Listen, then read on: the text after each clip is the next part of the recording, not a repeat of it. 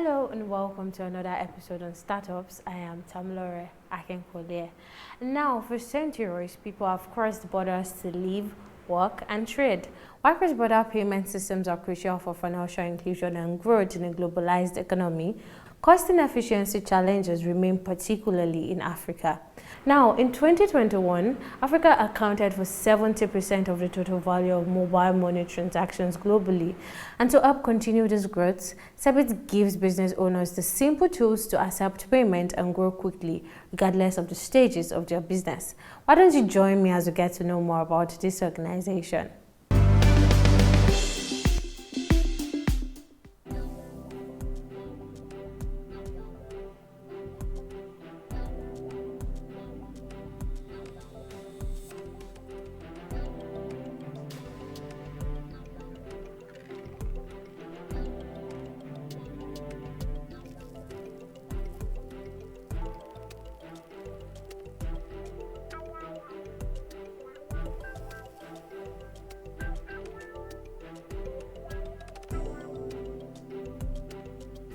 Seabit is a payment technology company. We actually building something that unify payments in the marketplace. Building that means that we're addressing the complexity of payments by using our solutions to address those fragmentations and frictions. And Seabit is trying also to see how you can actually position payments and embed it into different verticals and marketplace.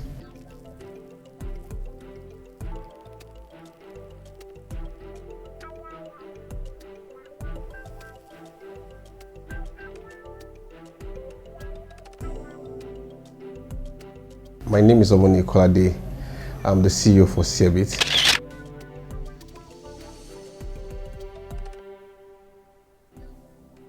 The 21st century has witnessed dramatic shift in how people pay for goods and services, with electronic payment increasingly displacing cash and digital currencies emerging as alternatives to traditional concepts of money. Sabit is one of the payment technology companies that unifies payment in the marketplace by addressing the complexity of payment. Seabit, as a business product, has been on for 3 years now, and we have been in 10 African countries today. Today we are certified, we're licensed in some countries. We're also ISO 27001 certified when it comes to security. We are PCI DSS certified when it comes to security infrastructure when it comes to card right. Financial matters often get complicated and become cause for a break in the customer and company association, as payment stands as the life of commerce. By making payments easy for businesses, Sabit was established in order to ensure that businesses scale in the market. The whole idea comes from ability to see how business can scale and addressing those challenges for businesses. And the common challenge for businesses is how easy can customer pay and how easy do they have flexibility of payments without differentiating customers. And looking at it today, I don't think any market can grow without the commerce or the business of commerce. And for us, payment is the lifeblood of commerce. And to be able to attain that, we need to solve the complexity of payments and fragmentations so that at any time, at any point, every business can easily accept payments. Having two business models as an enabler and a direct player in the market, Sabit builds payment infrastructure to help create capacity when it comes to payment for merchants and businesses. And this adds to the proliferation of digital instant payment solutions on the African continent. Seabit has two business models, which is we are an enabler and also direct player in the market. As enabler, we build payment infrastructure to help create some infrastructure capacity when it comes to payment solutions required for the market, where people can leverage when it comes to other fintechs and also merchant and businesses. And that direction allows us to build solutions for financial institutions for those infrastructure, and also we as a payment service provider provide payment solutions for different verticals, you understand, to address those opportunities available or to solve some of the problems we have identified. So this direction actually allows us to generate multiple points of revenue and uses that to actually scale ourselves. A constant and benefiting value Sabit gives business is the ease with which business owners and merchants access multiple markets with variety of payment methods, making any business scale in the local or international markets. For us, I think one thing we've looked at also is a case of fragmentation, right? And looking at it from the point of looking at the numbers of countries you have today, and every business somehow, either global businesses or local businesses, has a service they want to offer, right? And ease of access is one peculiar thing when it comes to entering some market. With Cebit, we have built a payment solution with one single API that gives you access to multiple markets with different varieties of payment methods, right? Making sure that no customer is disenfranchised in those local market. And the whole idea and the whole idea behind it is to make sure that any business at times, any business of any kind can easily scale into either local market or international market. Now, for a global businesses penetrating Africa today, looking at the types of payments you have in different regions, different payment methods, right? It's required to see how business can simplify and ease of entries for them. And also looking at some cases of when it comes to FMCG, where we have one common enemy, which is cash, which everybody says cash is king. Cebit also has actually deployed some solutions, which is our branch API, where we make sure that everybody on the value chain, you understand, in those areas can easily pay each other, right? And make sure that payment becomes easy across between the manufacturer, the wholesaler, and the distributors, you understand. Those are things that we have built. So we build payment through every value chain as long as we understand that there's a challenge and gaps in those areas. So we're trying to rearchitect and change the narratives when it comes to those gaps in those space. Starting in the year 2020 and seeing the potentials in some local markets, Cebit has reached 10 African countries, impacting and reshaping businesses with their products. Looking at from where we started, right, and we've taken our growth pattern from starting from Nigeria and expanding to 10 African countries. And our expansion is based on some of the customer needs, and then based on how we see the potentials in some local markets. And also some of them has led to, the deficiency when it comes to those infrastructure in some of the local markets that we have identified. So we've actually been able to impact and reshape some of these businesses by the way we have actually orchestrated or built some of our services and API. And like every other organization and with lots of achievement, financial inclusion and having a robust identity in the market is one of the challenges Cebit faces in the market. Well, I feel its image is about products, right? And it's all about reliability, security, and trust, right? And I think those are the elements that actually brings you on the table with partnerships too. So the partnership you have are there actually is based on the services and values you're offering in the market. So I think everything complements each other, right? And then I think those are relationships that we are also happy to have. I think one that I would feel that is very common, which is common to the market, is the financial inclusion itself, right? And also being able to have a robust identity management in the market, right? If people are not financial inclusion, how can they be included just in the what do you call it, the buying power, the digital buying power in the market today? So, and if people are not, there's no way to really identify two common buyers, right? Payment is all about identifying who wants to pay and who is receiving, or who is sending or who is receiving. So it's about two parties, and those two parties have to be identified. So we have to actually look at that challenge that everybody's facing when it comes to identity. And as long as those are well addressed, I think there's a future for a lot of people and innovation in that space as a whole. With many African countries recording growth in e-payment over the past 2 years, the main focus of Cebit is to contribute to the global economy of Africa so that the market know that every business can scale at ease regardless of the situation. Now, with the outbreak of COVID-19 in the early 2020s, various countries adopted the use of online learning worldwide, and 49% of students completed some sort of online learning. Now, the global pandemic has dramatically changed how the world functions and impacted all sectors of the society, including all educational institutions. In Nigeria, the education sector crisis has been made worse by intractable insecurity in the various parts of the country, and poverty has also made quality education unaffordable to many Nigerians, leading to total loss of confidence by stakeholders in our education system. Now, Justin Urabo is one of the thousands of Nigerians who decides to dive into distance learning. And in his journey, he created an AI chatbot on Telegram to ease the challenges in distance learning. Why don't you join me as we get to know more about this AI chatbot?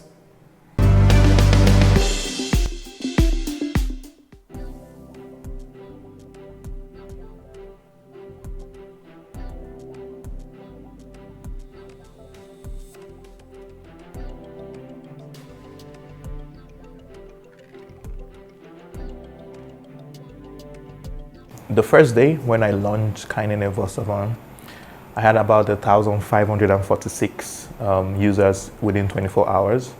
And they were having about 11,000 conversations per hour, which crashed my server. So it was in day one, it was really intense. And then, because I launched it in March 25th, I think, if I'm correct, March 25th, and then by the end of April, it had 10,000 users.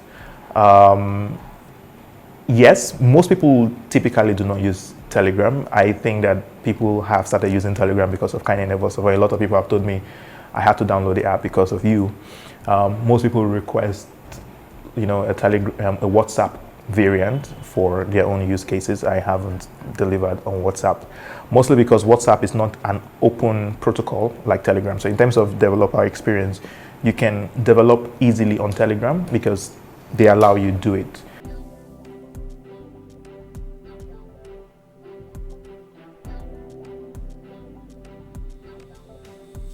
I am Justin Irabor. I'm the creator of Kainene Vosavan, which is an AI chatbot.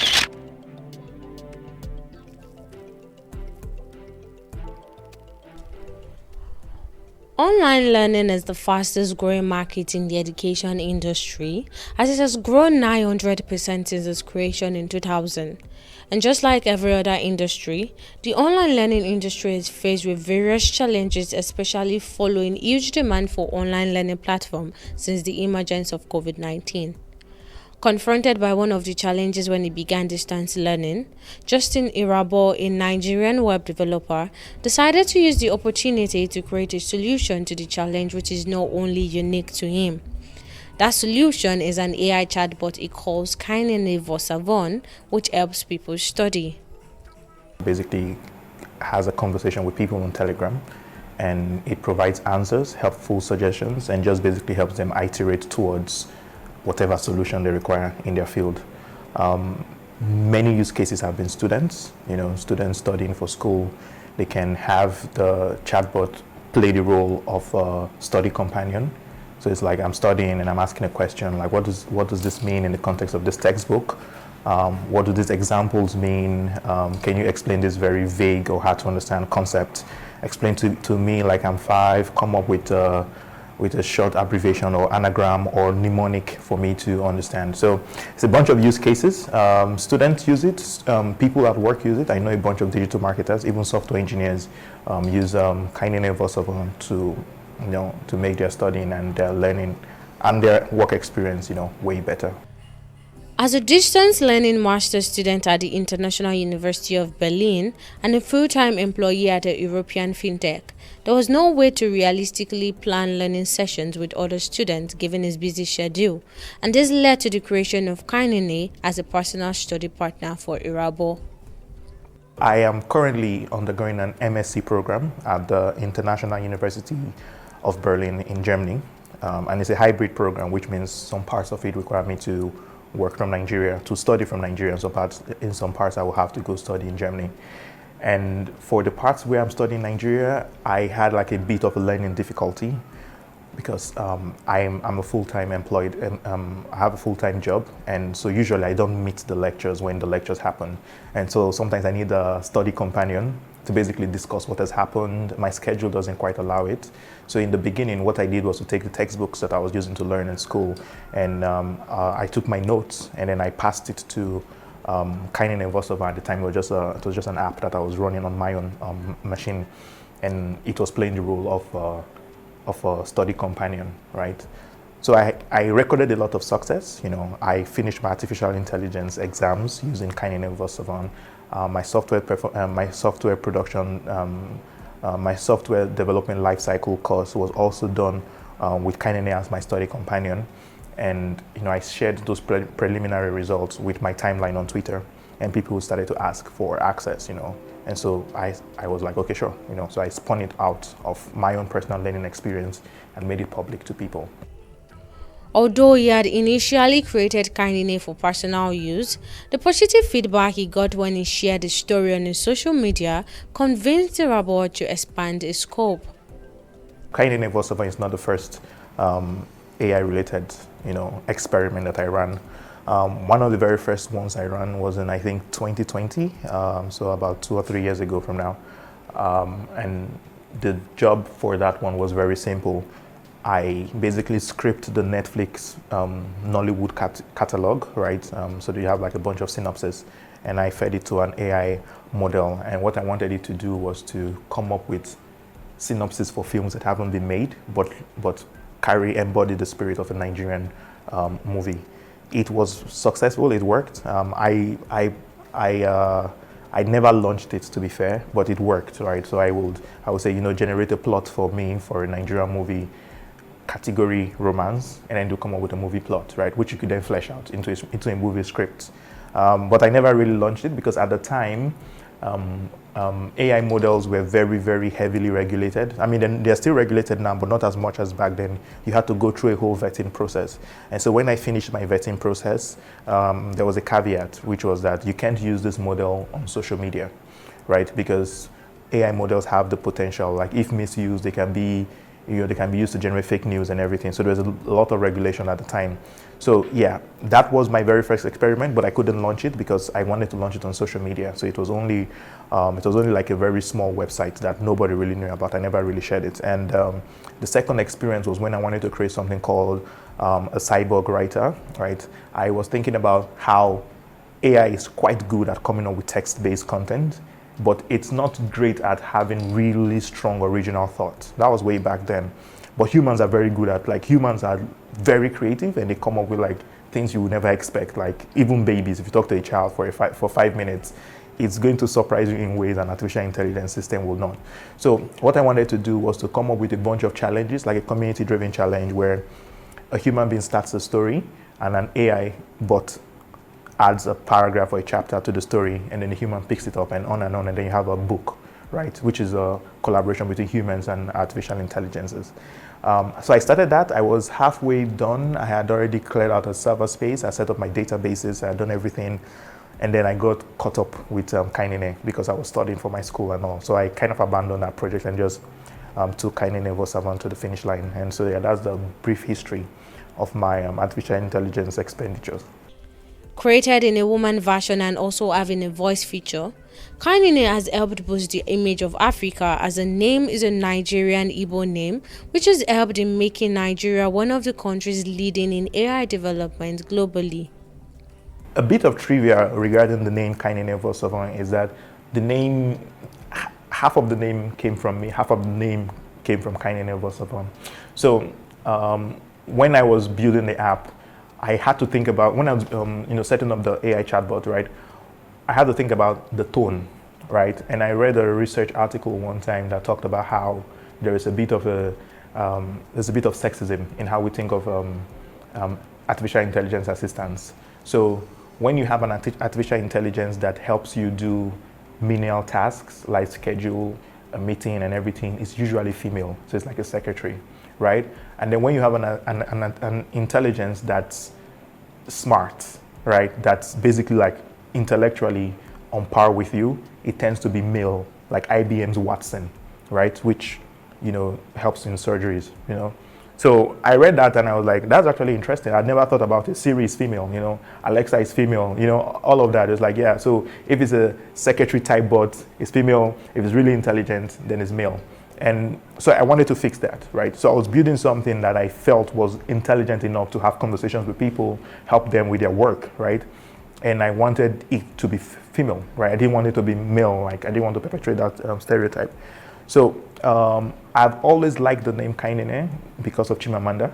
And I like that Kainene has AI inside of it, so Kai, right? And so I was like, yeah, that's the first name. And I wanted it to have a second name.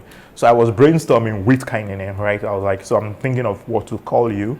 I have Kainene and I want to think of a surname. And so we're going back and forth. And I was like, you know what, tell me who's the smartest woman on record, right? And she said it's a woman called Marilyn Vos-Savant, right? And I was like, I like the name, so I took the Vos-Savant from Marilyn Vos-Savant and combined it with Kainene, so it was a half and half nomenclature. And so yeah, that's how it became Kainene Vos-Savant. Due to the regulations in the use of AI and the cost of having a chatbot on other social media platforms, Kainene was only created to be used on Telegram. However, Irabor looks forward to creating the Kainene app and not only streamline the use of the chatbot on Telegram. The first day when I launched Kainene Vos-Savant, I had about 1,546 users within 24 hours. And they were having about 11,000 conversations per hour, which crashed my server. So it was in day one, it was really intense. And then, because I launched it in March 25th, I think, if I'm correct, March 25th, and then by the end of April, it had 10,000 users. Yes, most people typically do not use Telegram. I think that people have started using Telegram because of Kainene Vos-Savant. A lot of people have told me I had to download the app because of you. Most people request, a WhatsApp variant for their own use cases. I haven't delivered on WhatsApp, mostly because WhatsApp is not an open protocol like Telegram. So in terms of developer experience, you can develop easily on Telegram because they allow you to do it. For WhatsApp, you have to go through Facebook, and Facebook doesn't allow you to do it directly. You have to request third-party access. It's interesting, but the point is that if I did that, it would be expensive for people. So there's a reason why there are not a lot of chatbots on WhatsApp. It's just expensive, and if it's expensive, then it's going to cost more money. Whereas on Telegram, it's relatively cheap. So so that's the only consideration. Why I use Telegram? I'm a heavy Telegram user. Like I said, I build a lot of Telegram bots, and it was just an intuitive flow. And so in the beginning, because I was building it for myself personally to study, it was just like a very natural, intuitive place. I'm always on Telegram, I as well build a bot on Telegram.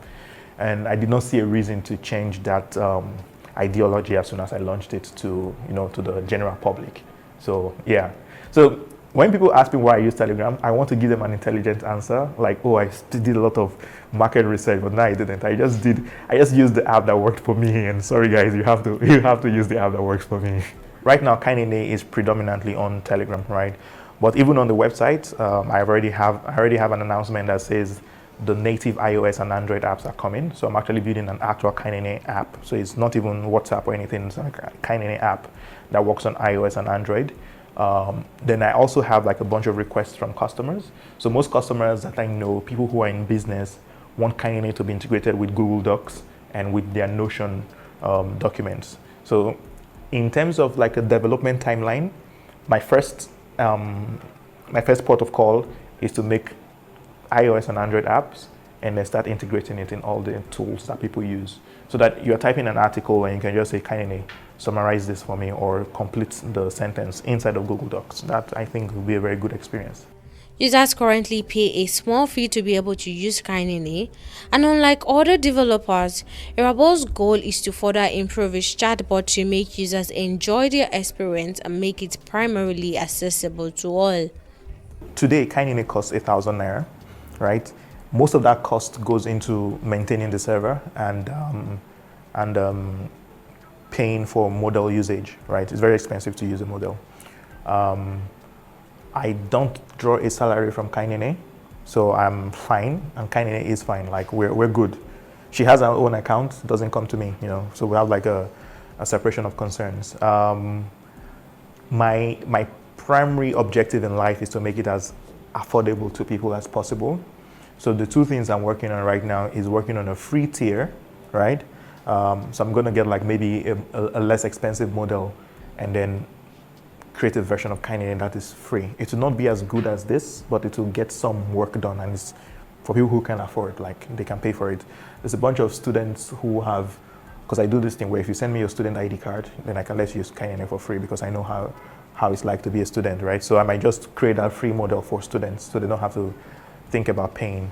But I do want to have more enterprise level solutions where you can pay a little bit more than the average person and then access more features.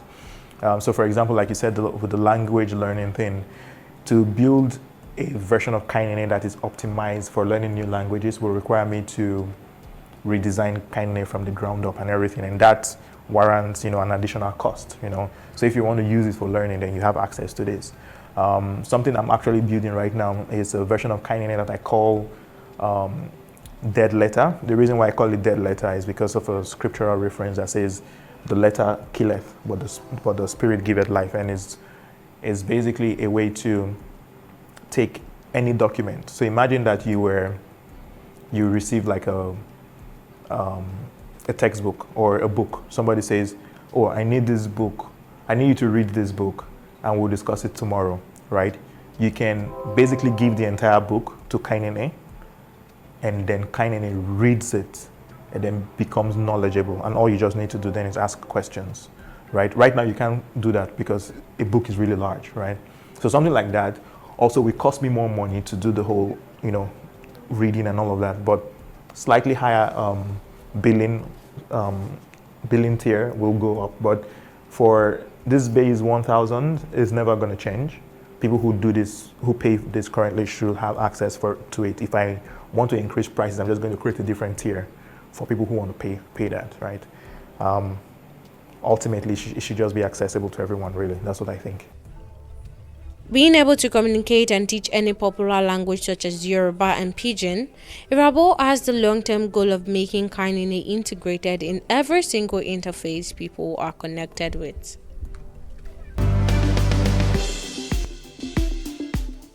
Well, I hope you agree with me when I say Nigerians are creative, innovative, and find any possible means to survive in any situation they find themselves in. That's all we can take on today's episode on startups. Till I cross your way again, I am Tamilore Akinkulie.